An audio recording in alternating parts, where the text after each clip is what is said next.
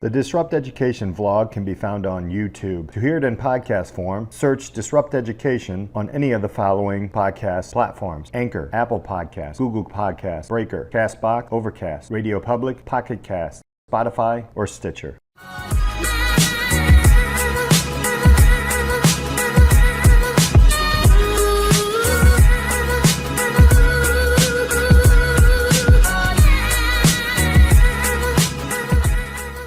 Welcome to the Disrupt Education Podcast. I'm Peter Hostrasser. Hey, thanks so much for being here. I have a wonderful guest today. He's the CEO and co-founder of Hello Digital Ed, author. There's so much more there. David Gee is with us. David, thanks so much for being with us. Hey, you're welcome, Peter. Thanks for having me. So that was a very short intro. If you go to your LinkedIn, there's a ton of stuff there. You're an author. You've done a lot of different things. You're founder, ed tech. I'll go ahead and call you a guru. We'll go there. Give us a little bit more information about who you are and what you do. So I think the best thing is probably start young. So I actually grew up in England. Moved to the States when I was 7 to rural Wisconsin. Did my undergrad, University of Wisconsin-Whitewater, in marketing. Worked for Motorola in Chicago, sold two-way radios. Then moved back to Wisconsin. I did my MBA at Marquette, and I moved through various business development or sales, obviously sales roles, sales management with with Cellular One, which got acquired by USL. Then when I finished my MBA, the opportunity came to teach at the University of Wisconsin-Madison. Taught an undergrad class in marketing. Then became a marketing manager, did B2B at TDS. And then I had the opportunity to develop a digital marketing course. And that became the genesis for Hello Digital Ed, which I'm working on now. And I've had 4 startups. So one was an ad agency, one was a loyalty software company. My current one, as you mentioned, is called Hello Digital Ed. So we provide contemporary, engaging, flexible business curriculum for high schools. So we basically help high school teachers teach very complex topics like digital marketing, social media, cryptocurrency, et cetera. And as you mentioned, I've written 3 books. So my first one was called The Corporate Refugee Startup Guide. So that's all about helping first-time entrepreneurs that are in corporate kind of identify their blind spots and figuring out ways to fill those in to kind of build appropriate team members. The second one was called The College Student Startup Guide, and I'm not going to insult your audience and tell them what that was about. And then the last one was called Restart, the Small Business Guide to Thriving During Chaos. So a lot of, I'm constantly asking, like a lot of your listeners, so who am I and where am I going? So I think, one of the things that's coalesced as I look back over my career is that I really like to stand kind of shoulder to shoulder with the Davids competing with the Goliaths. Like I used to work with the Goliaths and now appropriately David and David. Welcome to the Boomtown. Sorry, that's way, way old reference. None of your listeners are going to get that. But anyway, so, and then I like to do it with tech. I'm very passionate about helping build future innovators. And that sounds cliche, but I manage the entrepreneurship program at UW-Whitewater. So I manage a startup accelerator. And then obviously Hello Digital Ed. That's what this is all about, helping build innovation and build future innovators. So I like that. I go right to Malcolm Gladwell's book around, David and Goliath, where he breaks it all down. And so that'll be the updated version of David and Goliath. So before we jump into Hello Digital Ed, because I have a lot about it. I have a nice little poll that I polled some of my high school students about it. I wanted to ask then, so growing up in England and then coming to Wisconsin and then in the Midwest, there's an educational path there. And I was wondering what kind of student were you, both inside the classroom and then outside the classroom? How did you, David, learn? What were some of the interesting times in your entire pathway to where you are now?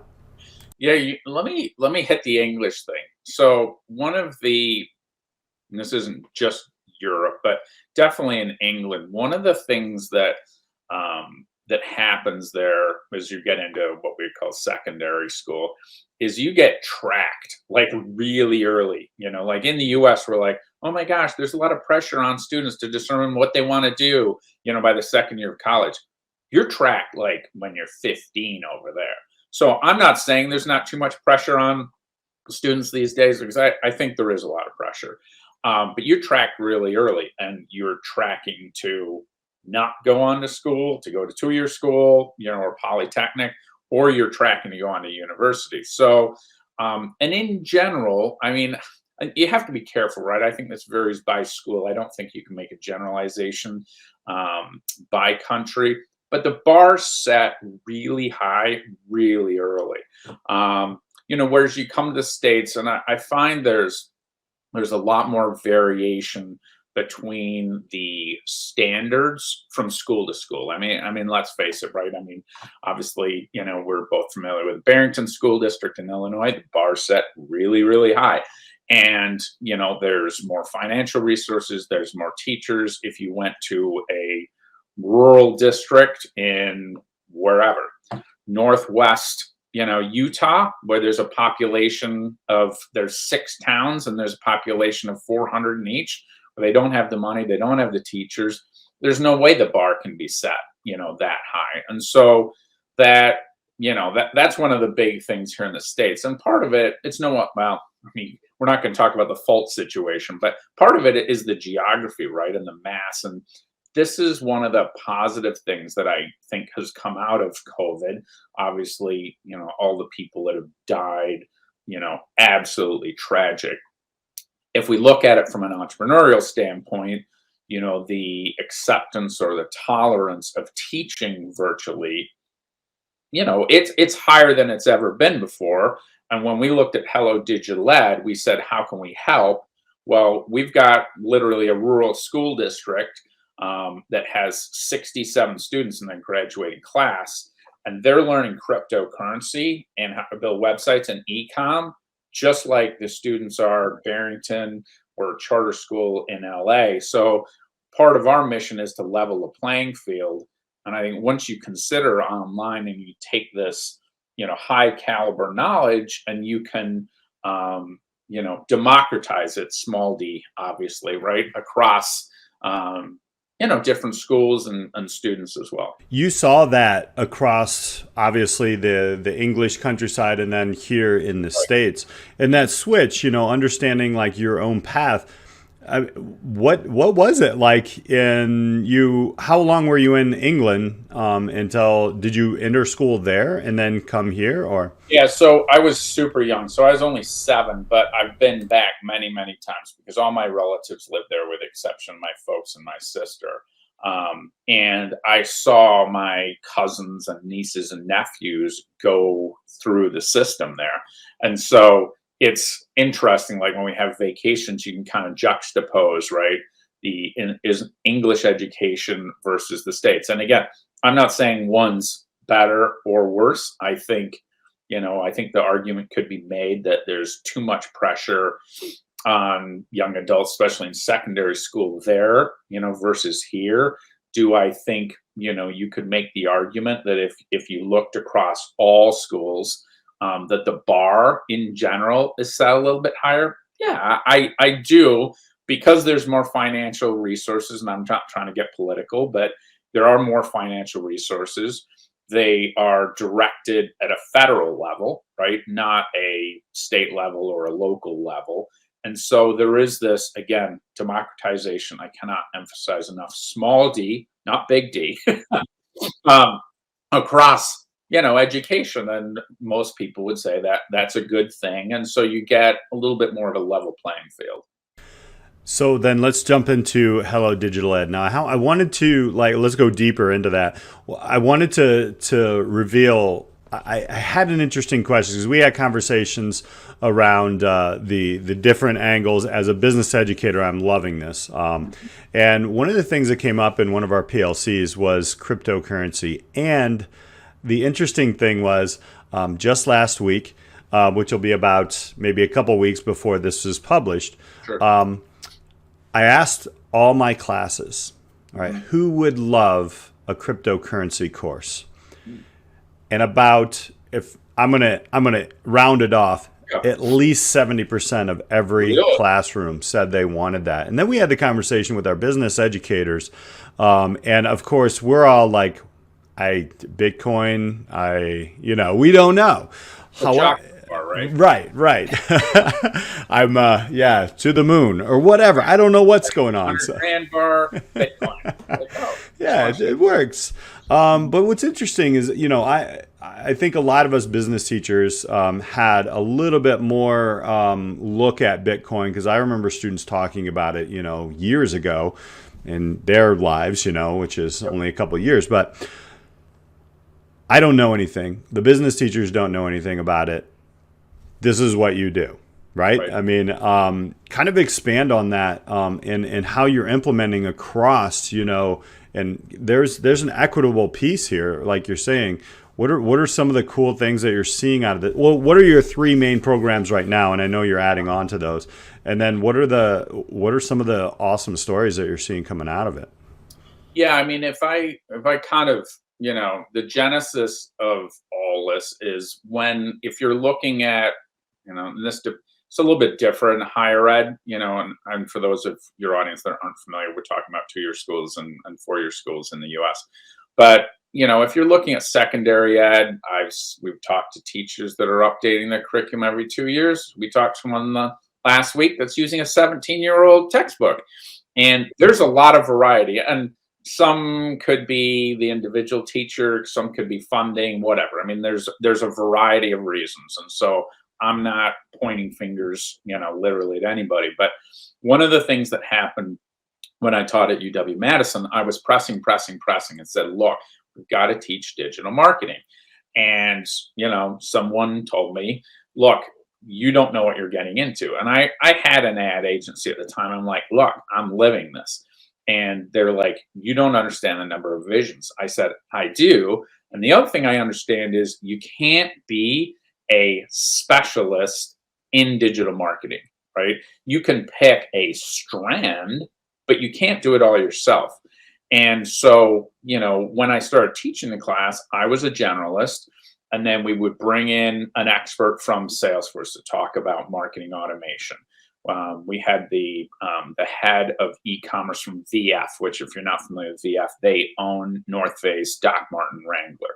And then we brought in Twitter. So they were literally webinaring in. So we created the ultimate experience. And these were mid-level managers at Fortune 500 companies. And, there was a joke. One of the things they would used to say, and it never happened to me, is if they weren't happy with the class that night, they'd tap you on the shoulder and say, just so you know, I didn't get my $350 worth tonight. And so you had to be on game, right? I mean, there was no, prep 5 minutes before class. That just didn't fly. And so, I was used to maybe prepping every couple of years my sales management class. And I had 21 versions over 2 years.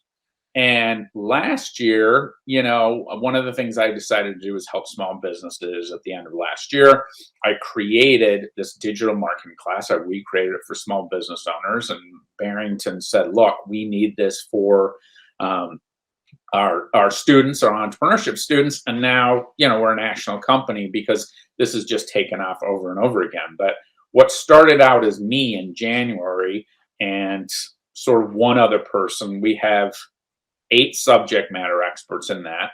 Cryptocurrency, we just launched. My business partner, Tim's doing that, but we've already got someone from the SEC that's probably going to join. Then we're going to have specialists in Ethereum and Bitcoin. So it's all about creating this collection of experts. And then we bring it to the teacher and say, look, here you go. We're not just giving you the knowledge today. We're giving you dynamic knowledge. And by the way, we'll do all the work updating it. And so we do major summer updates. So we added videos on Clubhouse this summer and what was the other one? Oh, how to create videos on a smartphone, right? We added, and then during the year, if, for example, in the spring, Facebook created a new process to create an ad, we cut a video, boom, updated that day, dropped it in, 280 kids, students happen to be taking that particular module at that time, everybody's curriculum's updated. No PowerPoint slides, no textbooks, nothing. So if you're a teacher, you're like, this is the ultimate. I've got a dynamic class, and the teachers and the parents and the students are like, this is the latest, knowledge. So, and it kind of, frankly, it makes the hair stand up on the back of my neck. I'm like, I know these students, and their job is not just learning for the sake of learning it. They're building real websites, real e-com stores. They're going out and analyzing Ethereum. They're building real company YouTube channels. Some of them are doing work for real businesses in the context of their class. So it feels really good because we're really helping, kind of everyone in education. We're not castigating anyone. We're here to, help everybody raise up. You're keeping, I guess, the cutting edge, if we're still using that term, in front. Because I think in education, again, I have the privilege of being a business educator. I chose to be that type of educator. And one of our main things is, and it happens almost every year, is we have our first semester, we're teaching tax law, and then the second semester comes, and then the next year, and you have to redo it. And we have to take time and do that. And that's obviously, that's just one thing. So if you can imagine, what's happening across the board, there's no way to keep up. And then the boredom sets in with students, getting out of their way, running with that. How would a student, start to kind of connect? I mean, is it in the courses to connect and to network and work with people, or are they just, is it part of the teaching, or is it just, it depends on the school community? Yeah, so it's a good question. So it's a startup, right? So it's morphing all the time. What we started out with, again, this was at Barrington, the risk of drawing on them too much. Those students were actually building startups. And so they were doing the digital marketing, everything from building the brand, the logo, building out the YouTube channel, the LinkedIn. They were building that in the context of the class. We've got that, plus we created like fictional companies. It could be Annalise, whatever. Donut shop, and then we've got Bob's law firm out in LA, and those are silly examples. But so then they're building out the digital market for each of those profiles. We do have a school out in Los Angeles, and they're very innovative. They've asked us to build out a digital marketing curriculum. A digital marketing consulting curriculum. So students will go through semester 1, and semester 2, we're building a whole framework for them to work with outside businesses, set expectations for students. We'll help them figure out what businesses to choose, rubrics for the students. We'll show them how to use Slack.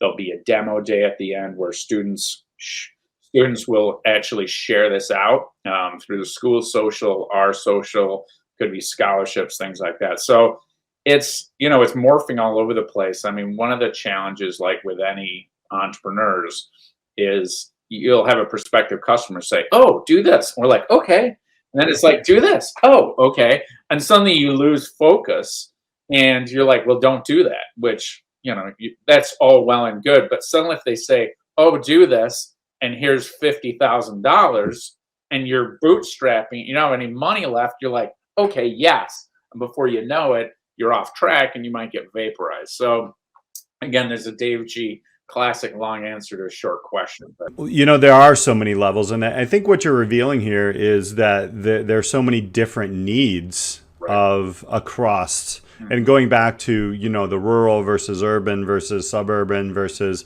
all these different areas and the geography of the states. We are seeing obviously that come to you because those are the problems or the pain points that they're picking on.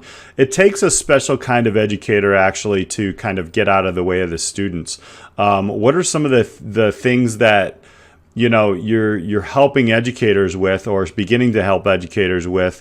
Obviously, the innovative schools are going to jump on. They're going to be your early adapters.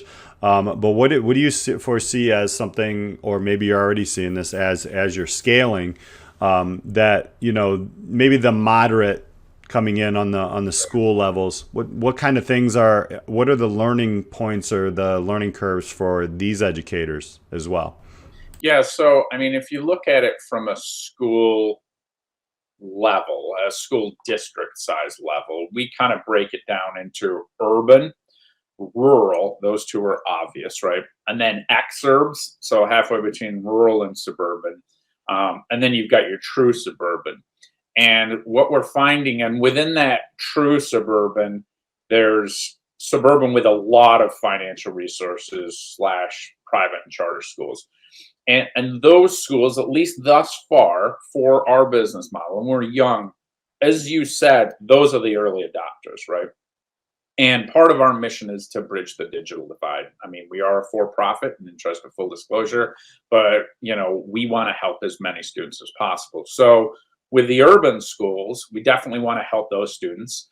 Looking at it purely from a business standpoint, the buying cycles, the buying cycle to them, sales cycle, it's going to be a year, couple of years, right? So we want to help those schools. The rural schools, many times, if you think about it in terms of recruiting a teacher, right? A lot of new student teachers, where do they want to go? They want to go where there's, many opportunities, other innovative teachers, plenty of financial resources. So now, and they a lot of times they want to live in an urban or suburban area. So they're also attracted to those suburban schools. So one of the challenges beyond the curriculum is the availability of teachers, right? I think, people like you and I and others that have been in corporate, we've said, look, I feel really passionate about helping build these future innovators. There's a potential market there. And what I mean a market is a market from a school standpoint. Because if you go in a rural area, and I mean, we're working with a school now. It's not far from where I live. It's about 20 miles from where I live. And what's going to happen is if this business teacher leaves, their business department will shut down. So there will be no accounting classes. There'll be no biz law. There'll definitely be no digital marketing. They will have no options. And so one of the things we've been looking at is, do we provide our learning as a service right here? Do we provide teachers as a service? And so we get, whatever, let's say mid-career people like you or me, or maybe it's a teacher. This is a literal example. We talk to a teacher that wants to move to Ireland. And we say, okay, schools, what if we could provide you someone that, is a specialist in digital marketing? They'll come on 1 hour a day per week. And then you might get students from whatever, XYZ in Iowa, ABC town in Wisconsin, DEF, I'm going to run out of letters in the alphabet, in Trenton, New Jersey. And then we do a flipped classroom, right? So the students are working on all these projects, building websites, e-com. They come online and then they share what they've accomplished, their ideas. The teacher gives them feedback, and then they go back to the rest of their classes. So we're calling that teacher as a service, right? Where we're basically providing, in addition to the curriculum, we'll actually provide, a teacher or maybe some sort of TA. Now, I'm not a fan of business models that are labor heavy. So that's our challenge with it. And can we scale it? And again, not for the sake of scaling it, but can we scale it so we can help as many students as possible? So that one's going to be complex, and we're not sure if we're going to go down that path or not. I see all the greatness behind that. I see the blockers there. It is a very complex piece to put into play. However, and I know it would be super powerful and amazing. Right away, I'm thinking of the homeschool section, just like that. That's more of a B2C model, but I think it's becoming more B2B. But so if you had a couple of things right now in education, Dave, you're like the guy who's about to change one or two laws in education. Wow. Across King David, here we go. You get to change these. What are they? What are one or two things right now that you would say, okay, let's either get rid of this or add this, or what do you say? Okay, this first one is not going to make David any fans. So I'm not going to tell people where I live. Um, so the first thing I would do is that education for funding would come from the federal government, and it works. And you just have to look across the Atlantic and small d democratization. I think that a student in San Diego, Trenton, New Jersey, Miami, Sainer, Wisconsin, I think they should all get X, whatever X is, right? $12,000, whatever. And obviously, I'm not saying to the kid, right, to the student. I'm saying that district gets it. Now, do you need to equalize it? Yeah, I mean, or excuse me, do you need to augment that, right? So obviously, there's economies of scale in a large school district. You're not going to have a small one. So as unpopular this is going to make me, I would make the spending on education come through the federal level.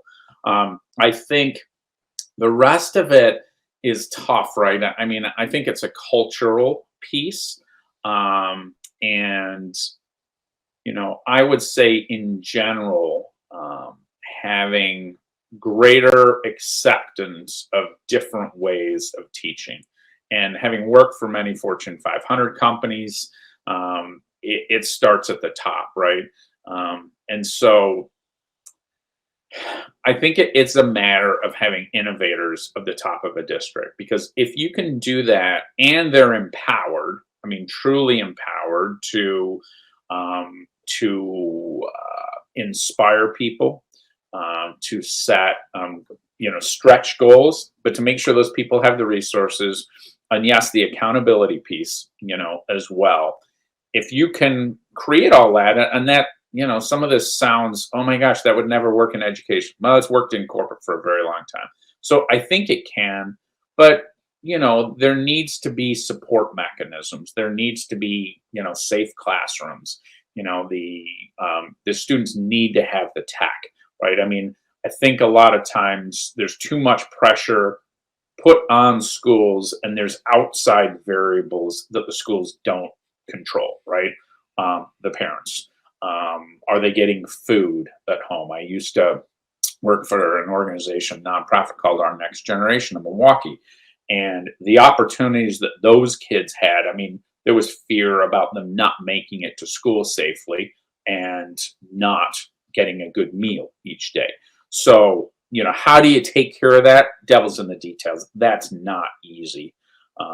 But I would say the two things are, I would have the funding come out of the federal level, and I would figure out some way to drive, innovation and have cultural, have innovators leading schools. And I lie if I said how I knew that should be done. The one thing that I don't think that should be done, and I see this from a lot of my friends on the West Coast, at a place that rhymes with Silicon Valley, is that, they want to go all kind of Bugs Bunny or Wile E. Coyote and just dynamite the whole thing. I mean, no, there's very good people. Most people are very, very good, and they're passionate about students, and they want to do the best, and parents are doing the best for them. So blowing up the whole thing, it's myopic, it's arrogant, and it's short-sighted. And part of our mission is to work with the teachers that are there and the schools that are there, so we can help them elevate their students. They're not our enemy. They're part of our team. I call that the yes and, right? It's a yes and I really like that approach. I'll be honest, like I went into this entire thing thinking I'm going to blow it up, I'm going to disrupt it, right? But in my learning journey, a company like yours with bringing in the digital education divide and giving everybody access to that, and even like I'm telling you, it's getting to the point, and I think it's got to the point where educators in well-funded areas are even behind when we start talking about things like SEOs and understanding how to market digitally, or obviously cryptocurrency. I think everyone I know there's personal finance instructors out there cringing right now Right. because they don't know what it is, they don't Right. know what it means, and there is a solution here. I want to give a chance to round this out. How can people connect with you? How can they connect with Hello Digital Ed? And you have some amazing programs. Yeah, so we've got our digital marketing curriculum, which is a 1 semester or a trimester. Right now, we have our cryptocurrency, which is a module, which is a week in a trimester, 2 weeks in a regular semester. We're finding schools are baking that into the end of a personal finance class. We're finding there's a lot of dissatisfaction around personal finance classes. And then any technology, basically business technology, that's extremely hard to keep up to date, that's what we want to focus on. That's where we think we can help. At this point, we're not interested in looking at intro to business, intro to marketing, classes like that, because number one, they don't over time. I mean, sure, they'll change every 2 or 3 years, but that foundation knowledge, it's not incredibly dynamic. We find that, there's many other resources out there.